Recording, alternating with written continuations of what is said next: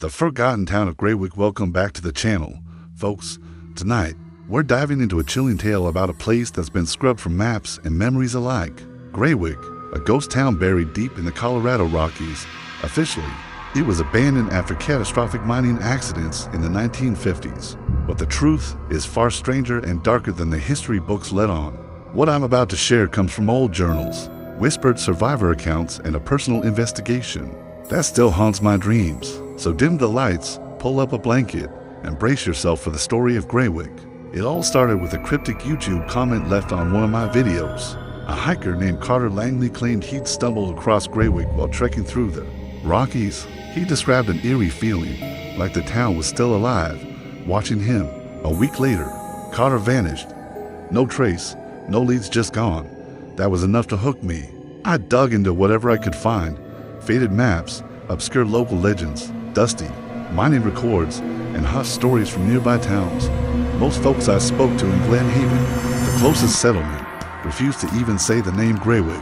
One old shopkeeper, her hands trembling as she rang up my coffee, muttered, "That place wasn't just abandoned. It was swallowed by something older than the mountains." Graywick was born in 1892, a silver boomtown that promised wealth and drew hundreds to its remote valley. But prosperity was short-lived. By the early 1900s, strange things started happening. Miners vanished without a trace. Some went mad, barricading themselves inside the tunnels, ranting about voices in the stone. Others were found dead in the town's well ground, despite the well being bone dry for months. By 1954, the entire population of Graywick disappeared. Overnight, no signs of a struggle, no evidence of a natural disaster. Houses stood untouched, meals left uneaten on tables, clothes still hanging in wardrobes. It was as if the town just stopped. I couldn't resist. In early October, I set out to find Graywick myself. Armed with a backpack, a camera, and a stubborn curiosity, I hiked alone into the Rockies. The trail was barely a path, choked with thorny undergrowth and twisted roots. Like nature itself was trying to erase the way.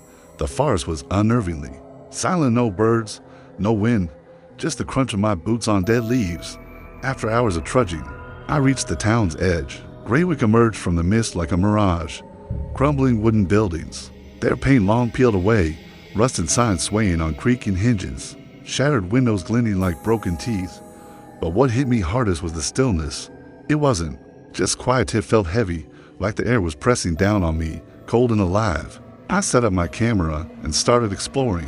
The sheriff's office was frozen in time, with rusted keys scattered in drawers and faded wanted posters curling on the walls. The schoolhouse had a blackboard covered in chalked equations, as if a lesson had been interrupted mid-sentence. In the church, an open hymnal lay on the pulpit, turned to a page about eternal life. Everything was coated in decades of dust except for the footprints, small, barefoot, and fresh. They trailed through the dirt, leading from one building to the next. My stomach twisted. I was alone, wasn't I? As dusk fell, I decided to camp in the ruins of the general store, its shelves still lined with faded cans and broken jars. Around the AM, I woke to the sound of footsteps, light, deliberate, human, not the skitter of an animal, heart-pounding. I grabbed my flashlight and stepped outside. There, in the moonlit street, stood a little girl, no older than 8. Her dress was tattered, her face pale, her eyes sunken and dark like twin voids. She raised a bony finger, pointing toward the church, and whispered, "They're still in there." Her voice was barely audible, yet it cut through the silence like a blade. I don't know why I followed her. Maybe it was the adrenaline, or maybe it was something else, something pulling me. The church doors creaked as I pushed them open. The air inside was freezing, sharp enough to sting my lungs. Pews were overturned, hymnals scattered like fallen leaves. Candles, real wax candles, flickered on the altar, their flames impossibly steady despite the draft. At the center of the altar sat a miner's helmet, caked in grime, and beneath it, a severed hand, still dripping blood.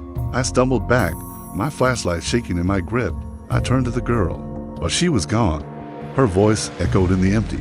"Church, you can't leave until you see." Panic set in. I ran to my car, parked just outside the town, but the engine wouldn't turn over. My phone, fully charged the night before, was dead. I tried hiking out the next morning, following the trail I'd marked, but no matter which direction I took, north, south, east, West I always ended up back in Graywick. The town wouldn't let me go. The trees seemed to shift when I wasn't looking, the pots looping back on themselves.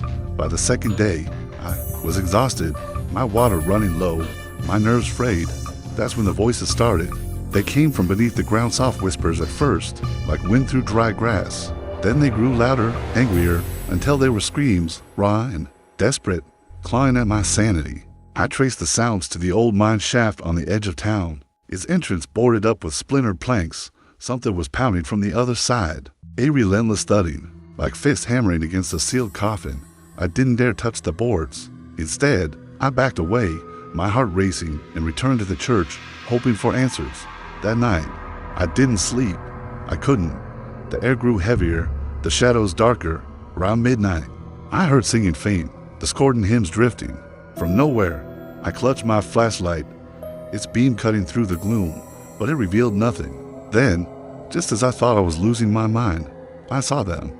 Figures, dozens of them, standing in the church. Their faces were wrong-sunken, twisted, like wax left too close to a flame. Their eyes glowed faintly, locked on me. They opened their mouths, and a single word tore through the silence: stay. I don't remember what happened next. My memory fractures there, like a shattered mirror. The next thing I knew, I was lying on the forest floor, miles from Graywick, my clothes torn and my hands caked with dirt. Days had passed, though I couldn't account for them. My camera was gone, my backpack empty. I stumbled back to civilization, hitchhiking to Glen Haven, where the same shopkeeper took one look at me and crossed herself. I thought it was over. I was wrong. At night, my apartment lights flicker without reason. Hymns, those same eerie hymns, hum in the walls when I try to sleep. I've woken up more than once with dirt under my fingernails, as if I've been digging in my sleep. My dreams are filled with Graywick, the girl, the church, the mine, and those faces always watching, always whispering, stay. I've tried to research more, to make sense of it.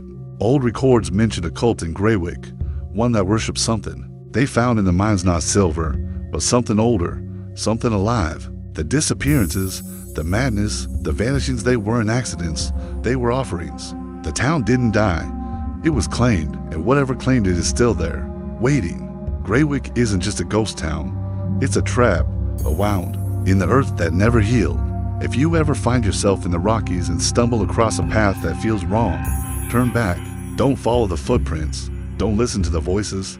Some towns die, but they don't stay dead.